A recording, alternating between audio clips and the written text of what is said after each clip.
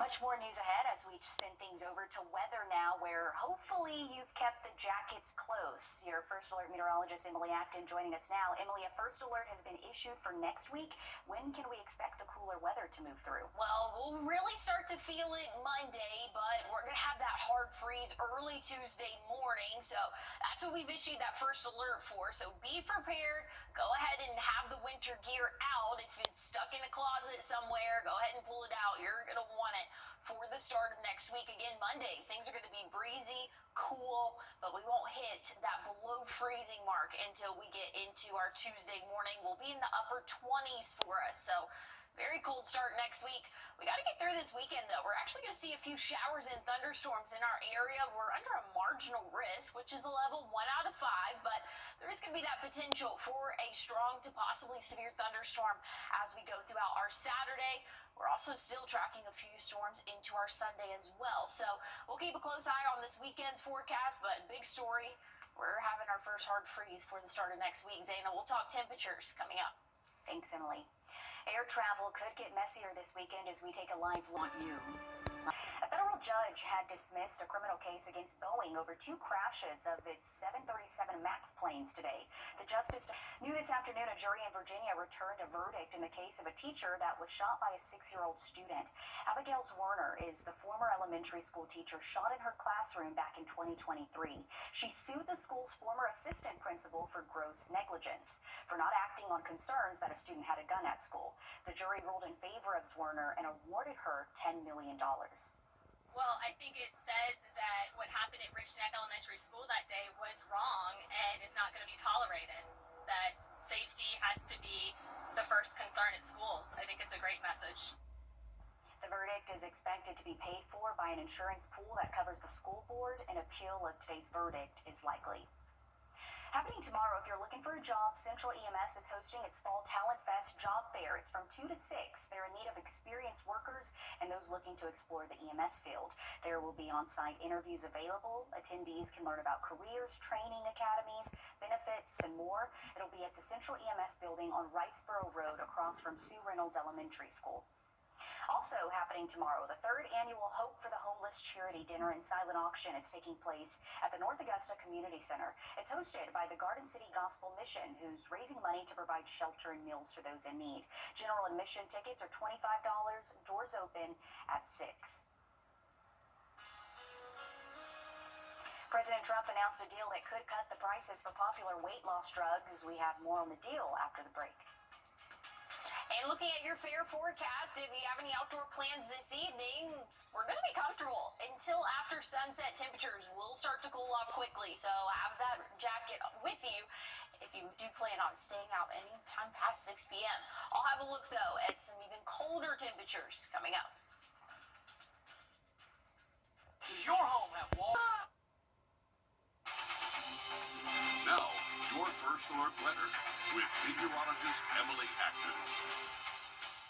Well, we have nice, dry, and sunny conditions for the rest of our evening, so very comfortable for our overnight temperatures. We're going to stay in the 40s, but we have a big temperature swing as we go throughout the start of next week. We have a first alert for that as well.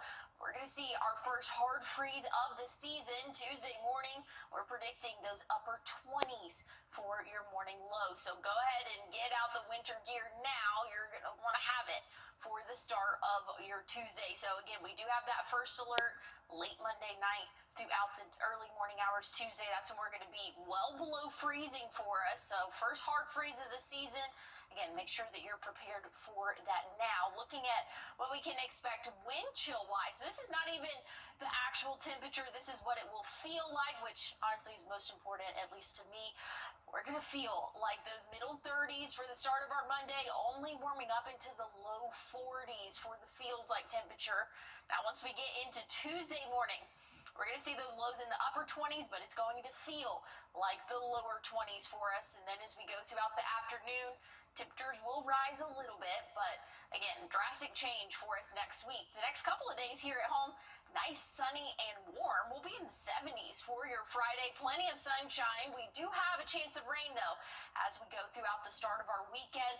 We're going to see a few isolated showers start to build in throughout the afternoon. It's going to be very hit or miss, so I wouldn't cancel any outdoor plans, but just know you need to have that First Alert weather app downloaded so you know when rain or, better yet, lightning is detected in your area. Once we go through Sunday, pretty much the same story, off and on showers potentially for us as we go throughout our Sunday. Again, not a total washout, but just something that we need to keep an eye on because, again, we could see a strong and possibly even severe thunderstorm for our area. We'll talk more about that, and I'll have a look at your 7-day forecast coming up. Thanks, Emily. Happening now, the Salvation Army's Red AI-generated deepfakes are becoming even more real and convincing, but they're still fake. We have advice to keep you from getting fooled. And we have a first alert out for next Tuesday morning. We're going to see our first hard freeze of the season. I'll have a look at what all that entails coming up.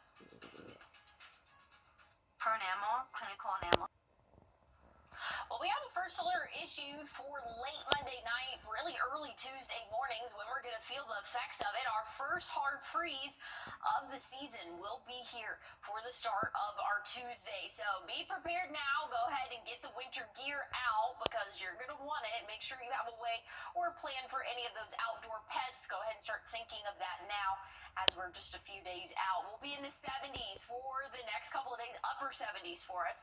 We are tracking some rain chances for your Saturday and Sunday, so we are going to see that potential for a few thunderstorms. It's not going to be a total washout this weekend, but we are going to keep an eye on it there. But look at the temperature swing from Sunday into Monday for our afternoon high temperatures. Drastic difference there, but Tuesday is the one we're keeping a close eye on, as again, that's going to be our first hard freeze of the season, and it's about time for it. We typically see that around this week or maybe next week in the calendar year, so it's time.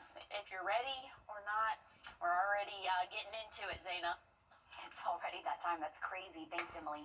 Fire crews in Miami are investigating the cause of a 2-alarm fire that destroyed Miami head heat coach Eric Spoelstra's home. The fire happened around 4:30 this morning. Crews originally battled the blaze in the home's garage before it spread to the rest of the multi-million-dollar home.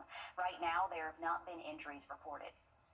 Miami-Dade Fire Rescue responded with over 20 units, including a hazardous materials response, to combat this fire. We found fire that was as tall as the trees. Crazy. Firefighters managed to contain the fire just to the one home. Reports say the home recently was being renovated. Coach Spoelstra was in Denver last night for the Heat's game against the Nuggets. AI-generated content is everywhere, from deepfakes to Check this out. New York's famed Rockefeller Center is about to get its Christmas tree. This is the 75-year-old Norway spruce leaving its home from New York. It's expected to arrive at the Rockefeller Center on Saturday. Then it'll be covered in more than 50,000 energy-efficient, multicolored LED lights. The family whose tree was selected to be used at the center spoke on their happiness as the tree left. Christmas is really special to us and our family. It's our favorite time of the year. I took my son down to the tree last year with some family and friends, so now we get to do that on a much grander scale this year. And I'm just really excited that we get to share our family tree with the world. The lighting ceremony will be part of a live broadcast at the center on December 3rd. The tree will remain on display until mid-January. Then it'll be milled into lumber for Habitat for Humanity. It's getting to be that time of year, Zaina, and hey, it might start to feel like Christmas for the start of next week. We're going to feel like those low 20s for us. We have a first alert issued. We'll talk more about it coming up.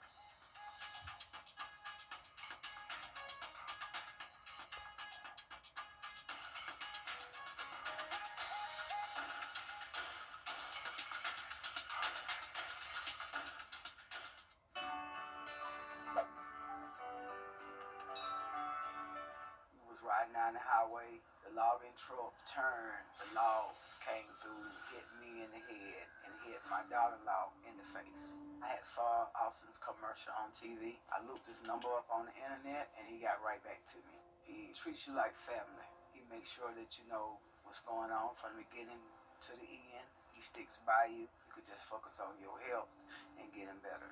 He is an awesome lawyer and a wonderful friend. when the power goes out.